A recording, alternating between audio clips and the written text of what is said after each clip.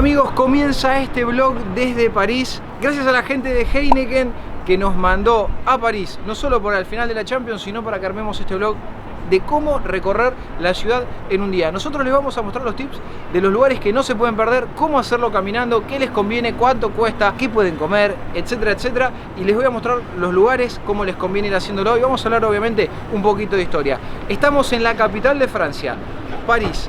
Es el segundo centro urbano más grande de Europa, con 67,8 millones desde enero del 2022. O sea, contando desde 2022 se dice que en París hay 67,8 millones de personas. Es una locura. Argentina tiene, creo que 40 y pico, 50 millones. ¿Cuánto era el último censo? 50. ¿50 era? Bueno, calculen que Argentina tiene entre 47 y 48 millones de personas. Solamente en París hay 67,8. Es una locura. Bueno, ¿por qué París? Bueno, por los parisios. En el año 250 a.C., más o menos, se decía que en el lugar conocido como la Île de la Cité, es una islita pequeña que vamos a encontrar pegado a Notre Dame. Dicen que ahí comenzaron los inicios. Este lugar formó parte de lo que era para el Imperio Romano las Galias. En el año 50 a.C., Julio César invade lo que vendría a ser los parisios. Decide cambiar el nombre por Lutetia o Lutecia. Como pueden ver, París está cruzado por el río Sena y el lugar donde se habría fundado la ciudad es justamente por un lugar estratégico, ya que está rodeado por el río Sena y quedaría una islita en el medio. Podemos ver, por un lado, la Torre Eiffel y mucho más allá en el fondo, Les Invalides. Por ende, este es uno de los lugares y es una de las fotos características de París, porque se encuentra justo a nada más que 3 cuadras de también Champs-Élysées. Los sobrenombres de esta ciudad: la ciudad de las luces. Bueno, ¿por qué la ciudad de las luces? No solo porque en el momento en el cual se le puso el sobrenombre era porque fue una de las primeras ciudades en tener luz eléctrica, las farolas iluminadas y demás, sino que también tenía que ver con un apodo antiguo, porque era la época del iluminismo, de las ideas, de la filosofía, la Revolución Francesa. Bueno, un montón de cosas que cruzaron estos apodos que tuvo la ciudad parisina, y que nos vamos a ir dando cuenta que a medida que la recorramos nos vamos a encontrar con que Buenos Aires, La Plata, son ciudades que tienen mucho que ver con París. Y más si vemos fotos antiguas de Buenos Aires o fotos antiguas de La Plata, amigos, las cúpulas son muy parecidas. Nos vamos a encontrar con un estilo gótico, un estilo barroco, muy argentino, por así decirlo, y vamos a empezar a recorrerlo de esta manera.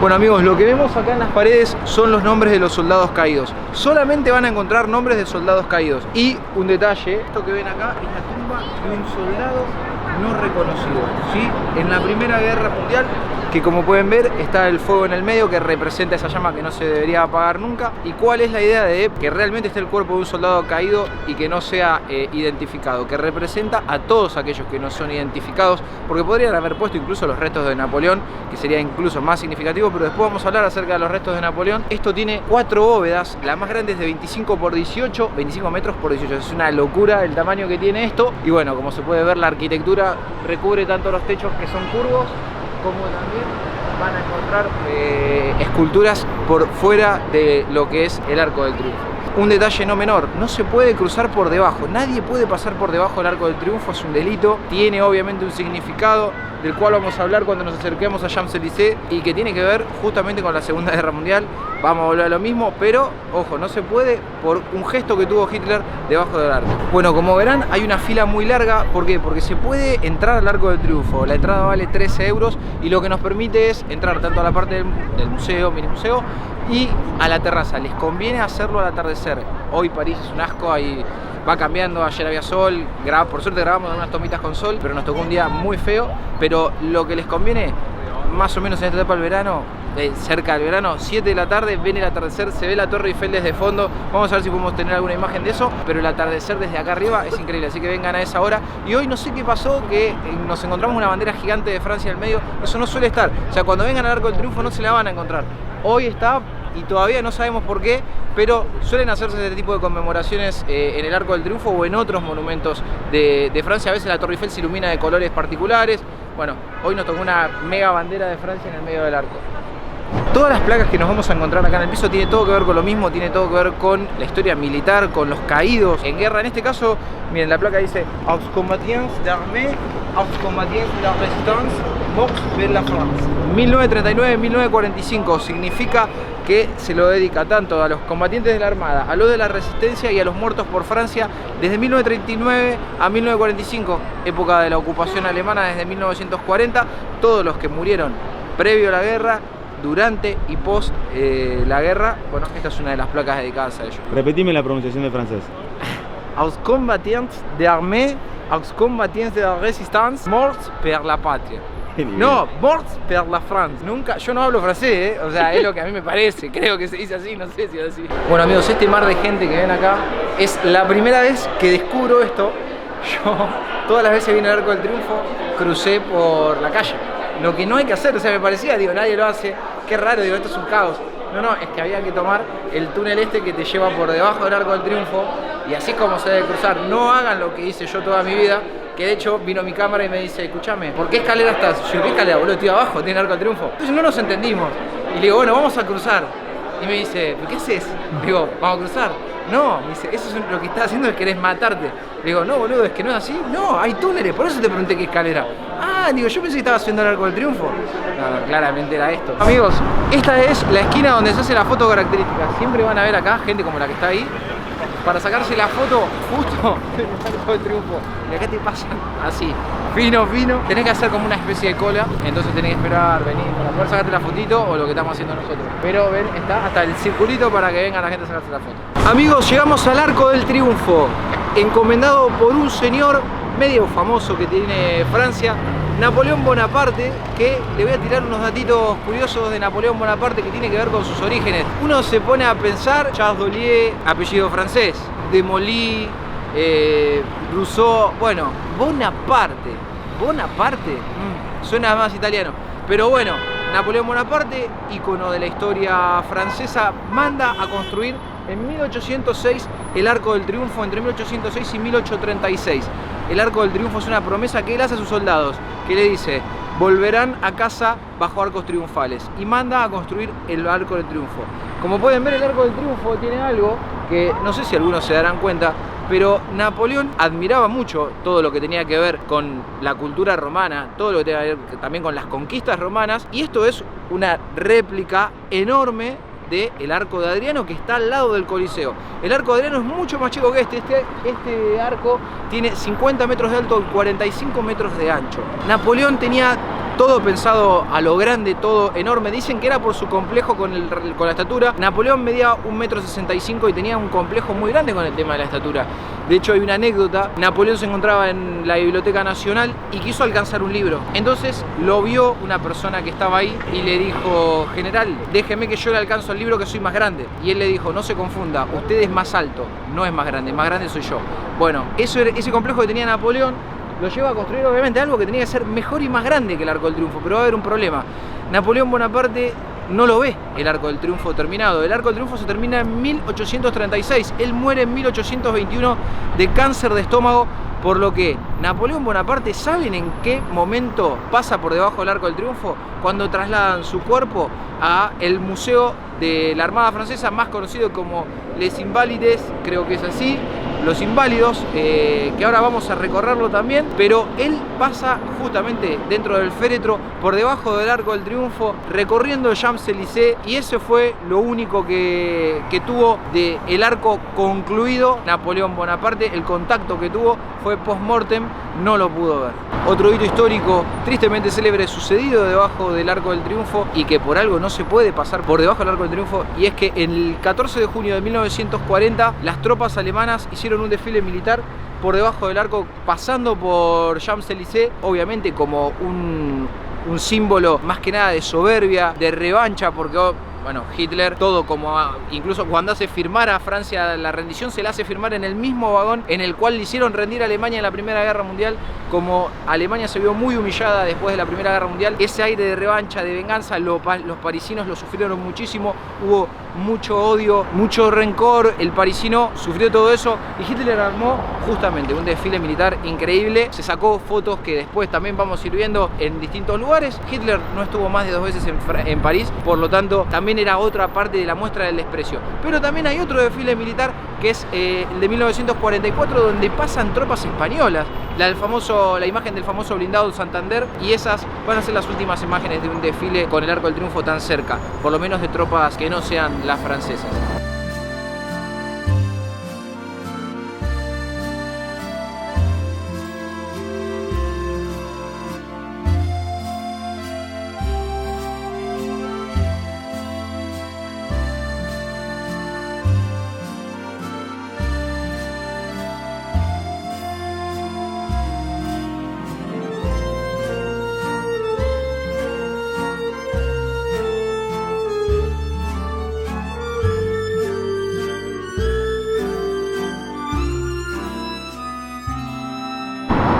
Nos encontramos debajo de la estatua de Charles de Gaulle, pero lo más importante no es la estatua, porque es un monumento muy lindo, pero es una intersección importante de Champs-Élysées.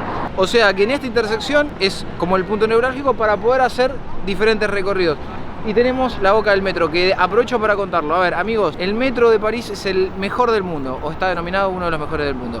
Tiene 16 líneas de metro y 300 estaciones, o sea, es la que mejor conecta. Si quieren venir a París, les conviene sacarse el pase por el día y manejarse con eso.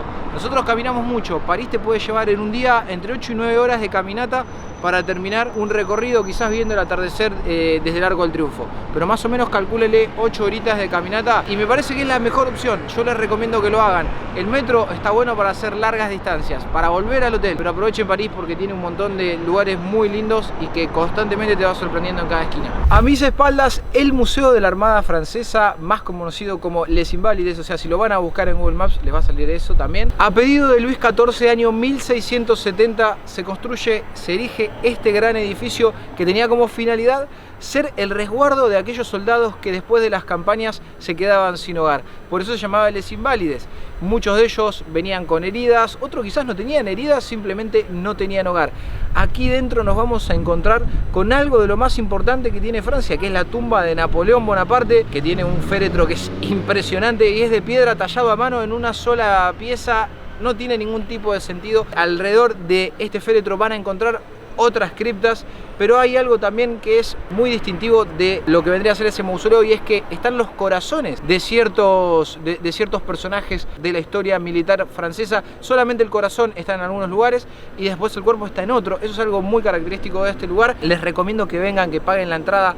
Dentro hay una exhibición de objetos militares de la Segunda, de la Primera y de la Revolución Francesa, que es increíble. Algo a destacar: en la época de la Revolución Francesa este lugar fue asaltado, se robaron un montón de cosas, desaparecieron un montón de cosas en época de la Revolución. Por dentro es muy grande, tiene varias plantas. Les diría que en una horita y media la van a poder recorrer, van a encontrar muchas cosas muy interesantes, incluso hasta hay hasta blindados, hay de tanques de inicios de guerra, el famoso tanque francés que parece como si fuera una especie de rombo. Bueno, hay uno dentro del museo y también hay varios tanques Renault famosos de la época. Dentro del mausoleo nos vamos a encontrar con la tumba de Napoleón, pero también con la de su hijo Napoleón II. Esa sesión fue de Adolf Hitler al gobierno colaboracionista de Vichy. También se conservan ahí los restos humanos de Napoleón José I de España, más conocido como Pepe Botella, y otros mariscales entre ellos. Este edificio contiene el Museo del Ejército, Museo de la Armada, el Mausoleo de Napoleón, el Memorial de Charles Gaulier, el Museo de la Orden de la Liberación, el Museo de Planos y Relieves. Los corazones de varias personas se encuentran en criptas, mientras que los restos de los cuerpos están en otras partes, tal como les había dicho previamente. Amigos, más o menos el costo de almorzar en un lugar promedio en Francia, bueno, algunos precios. Por ejemplo, un plato de espagueti, 14 euros. Si quieren tomar un café, les recomiendo tomarlo a la barra. Si se sientan, siempre es un euro más. Acá pagamos 2,90 € un café. Es carísimo. A ver, para los precios que maneja Europa, ¿no? Porque en Barcelona vos te tomás uno en Plaza Cataluña y sale 1,20 €, 2,90. Si se quieren tomar un vino, 16 euros más o menos. Un entrecot, 20 euros. O sea que más o menos para un almuerzo van a tener en 30 euros, 40 con postre y bebida. Un crepe, 8 euros. Bueno, ahora vamos a ir recorriendo un poquito y les voy a mostrar lo que es la patisserie francesa. Es la mejor del mundo, a mi entender. Viene francesa, italiana y española, de lo mejor que he comido. Pero tienen que parar, comerse una baguette, tienen que comer un pedazo de queso, tomarse un vinito, al que le gusta, a mí no me gusta, y algún embutido. Pero eso más adelante se lo vamos mostrando. Tú dale. ¿Qué te ponemos? Le ponemos un kilito de papa negra, 3 kilos, siempre. Esto es muy común en Francia y es muy rico. Las frambuesas que tienen los franceses son increíbles. Las frutillas que tienen los franceses son increíbles y los arándanos también. Entonces vos pasás, pum, y te llevas un canastito y vas comiendo, que es lo que vamos a hacer ahora. Cuando no ves precios es que te la van a poner seguro. Ah, no, mira, ahí está. 1,95 €. 3 por 5 euros. No es nada caro. ¿Cómo se pronuncia esto? Esto se pronuncia framboisier. En Barquero. El turista en una frutería es espectacular. Mira las bolsas de todo. Mira, ¿dónde va? Tiene una cosa en la mano que no pagó. Tiene algo en la mano que no pagó. Real no lo pagó y en cualquier momento se lo tiene que empezar a comer porque no se entiende. Eso vale 30 euros. Hay el triple, porque es más grande. La gente no entiende porque él tiene una cosa en la mano. ¿Y eso ya te lo robaste oficialmente o...? Esto es... ¿Lo pagaste? Es recolectado por gente en situación de esclavitud y encima lo pagué nada, pues me lo robé. Con el argumento de la feria... Con la excusa de la preparación de la exposición universal, la Torre Eiffel, compuesta de 18.038 piezas, uno de los monumentos emblemáticos. Pará, porque tengo el guachín gritando que... Con la excusa de la preparación de la exposición universal, 18.038 piezas componen la Torre Eiffel, 330 metros, 3 veces la Estatua de la Libertad. Creo que, bueno, una de las 7 maravillas, ícono sin duda de París. Lo que tenemos a nuestras espaldas es quizás el monumento que cuando comenzó en sus inicios fue el más ninguneado, muy criticado y que no iba a tener esta forma. La Torre Eiffel estaba pensada en su momento con algo mucho más simple, forma de bulbo, y que además esté recubierta por mampostería. Lo que estamos viendo, que es un esqueleto metálico todo de hierro, bueno, fueron a raíz de varias modificaciones y es hoy que tenemos casi 3 etapas de la Torre Eiffel. Se puede hacer en escalera y se puede hacer en ascensor. Después les voy a ir pasando los precios porque son demasiados precios, varían muchísimo para niños, para adultos. Si haces un tramo en escaleras, todos los tramos en ascensores, sí o sí para subir a la parte superior, sí van a tener que pagar el ascensor. Datos que voy tirando acerca de cuando se construyó. 1889. Para poder poner un remache hacían falta 4 personas. ¿Cuál es el proceso? El remachado en caliente. Entonces, ¿qué pasaba? Se ponía un remache, obviamente al rojo vivo. Cuando el metal se contraía, ahí era el momento en el cual luego se enfriaba y la dilatación hacía que quede bien compacto junto al hierro. Murieron muchas personas en la construcción de esta obra, como en un montón de obras a lo largo de la historia. Poco se habla de eso, pero la realidad es que, bueno, está en constante mantenimiento. Ahora incluso la estamos viendo, tiene muchos andamios colocados, se están realizando etapas de mantenimiento y vamos a tener una foto icónica que también la vamos a ver del otro lado, donde se puede ver las edificaciones que se encuentran detrás. En la Torre Eiffel vamos a ver diferentes nombres de ciudades con placas. Hay incluso una placa de la ciudad de La Plata que se encuentra en la parte superior de la torre. Así que, amigos, vamos a ir a ver otra de las vistas que tiene la Torre Eiffel, que del otro lado nos vamos a encontrar, obviamente, siempre con el río Sena, la foto icónica que se saca Hitler cuando ingresa a París y ven la famosa foto con la Torre Eiffel.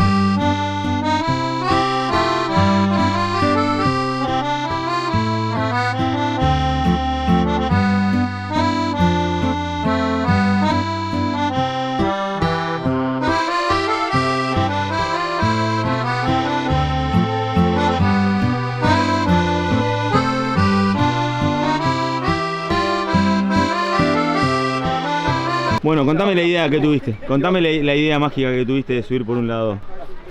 Yo veía que había poca gente viniendo por acá. Me parecía raro. Qué mala idea, boludo. La otra vista de la Torre Eiffel es la que tenemos aquí. Tenemos Torre Eiffel de frente, Jardín de France de un lado, Jardín del Trocadero del otro lado. Y lo que tenemos atrás generalmente se puede ir. Ahora está en refacciones, por lo tanto no se puede acceder. Pero la famosa foto que se saca Adolf Hitler es justamente en el balcón que está allá. Mucha gente está subiendo, tienen una vista muy linda, panorámica. La famosa foto que tienen que esperar 40 minutos para sacársela porque están todos haciendo cola para sacarse la foto en la torre y la barandita y bla bla bla. Que hecho en Instagram la tengo yo y me la sacó una china hace 1000 años. Es justamente en ese edificio y tiene la vista a todas las fuentes que podemos ver aquí. No se lo pierdan, vengan, y al atardecer es lo mejor. Si no es más, como París generalmente se pasa entre 3 o 4 días, pueden hacer un atardecer en el Arco del Triunfo, un atardecer acá arriba, me parece que está más que bien. Se traen algo para tomar, algo para comer y están. No quería olvidarme de tirarle los precios para la Torre Eiffel. Está empezando a llover, París es así. Salgan con paraguas, es un gran consejo. Tráiganse un paraguas. ¿Vieron esos que se bancan el viento? Porque acá hay mucho viento, pero el tiempo es así, sol, lluvia, sol, tormenta. Lo importante, los precios de la torre más o menos rondan entre 14 y 25 euros. Eso es dependiendo si van a hacer. Sí o sí, a ver, el ingreso son 14 euros. Cómprenla previamente, porque si no tienen una cola de más o menos 1 hora y media, 2, solamente para pagar la entrada. Después tienen la del acceso. Entonces eso siempre conviene comprarlo previamente. 25 obviamente sale tomándose los 2 ascensores sin subir una escalera. Pero si pagan, por ejemplo, el de 14 y pico, creo que es descuento para estudiantes, ahí tienen que subir la mitad en escalera y la otra con ascensor. Menores de 4 años no pagan nada. Estamos en la Place de la Concorde. Esta plaza antiguamente era donde se encontraban todos los vendedores y que tiene una relevancia muy importante. Cruzada por la avenida Champs-Élysées, que después nos va a llevar unas 4 cuadras al Museo del Louvre. Bueno, esta plaza, ¿por qué decidimos venir? No solo porque tiene un obelisco, que ustedes dirán es un tanto raro, sí, de hecho lo ven, y tiene jeroglíficos. ¿Por qué tiene jeroglíficos? Porque este obelisco fue enviado por en ese entonces un monarca egipcio, del cual vamos a hablar ahora. Pero algo que querías contarles acerca de la importancia que tenía esta plaza fue que se fue cambiando de nombre, rebautizándose, y de hecho acá era donde en la época de la Revolución Francesa se ejecutaba a la gente. Acá funcionaba la guillotina. 1119 personas fueron decapitadas en esta plaza. Dentro de esas personas, obviamente el más relevante fue el rey Luis XVI y María Antonieta, que fueron decapitadas en esta plaza. Había una estatua de Luis XV, la misma se mandó a fundir, se cambia el nombre de la plaza por Plaza de la Revolución, y bueno, concluida después la revolución y viendo todo lo que sucedió acá, que es una época de terror, decidieron ponerle el nombre de Plaza de la Concordia, que es el que posee actualmente. Lamentablemente, bueno, el obelisco está en refacciones, pero es un obelisco que data del siglo XIII a.C. Fue el virrey Mehmed Ali el que decidió donárselo. Este obelisco fue trasladado del Palacio Luxor de Egipto a la plaza, por así decirlo, para retribuirle esto. El rey Felipe I en el año 1845 les envió un reloj que nunca funcionó. Llegó a Egipto, o sea, les dieron un monumento histórico del siglo XIII a.C. y ellos le dieron un reloj que no funcionaba. Bueno, la verdad, unos tipazos los franceses. Pero bueno, había 2 obeliscos, uno estaba destinado para Carlos X de España y el otro para Felipe I.